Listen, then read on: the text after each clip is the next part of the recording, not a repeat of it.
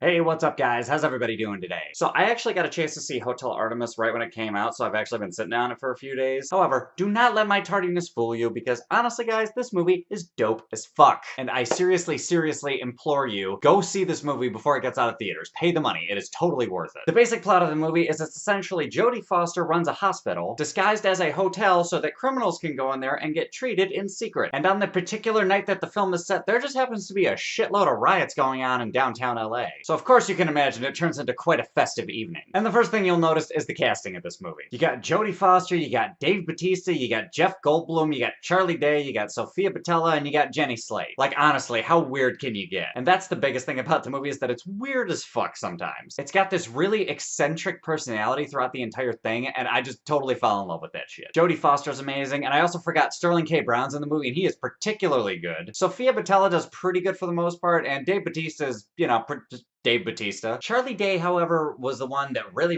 didn't work for me. None of the shit that he said was funny, and he was supposed to be like this arms dealer, and I just I couldn't really buy into it. I also think that Jenny Slate was horribly miscast. However, she doesn't suck at her job, so she actually, made the best house with what bricks she was given. And Jeff Goldblum is just Jeff fucking Goldblum. And the movie never gets boring. It doesn't move at a million miles a minute, but I was captivated the entire time. The action scenes were good, the moral dilemma and the kind of background that Jodie Foster's character has to deal with is pretty good. And overall, the feel of the movie is just like this weird Continental from John Wick kind of thing mixed with The Purge. Like somehow they figured out how to put those two things together while in like the setting of a paradise hotel. Also in the future. And this movie also betrays the rule of no character is immortal. And the movie's just funny. Like people verbally shit on each other throughout the entire movie and it's hilarious. With the exception of Charlie Day, his shit, again, just didn't really work for me. And I fucking loved the ending. It was a lot of fun, the action was great, it made sense for the narrative of the story, and on top of that, it leaves you some unanswered questions, and those are the best kinds of endings. Because those kinds of movies give you a sense of finality, but it's also kind of like, oh, what's going on in this little corner of the movie? Overall, a lot of fun. The movie swung for the fences and not everything worked, but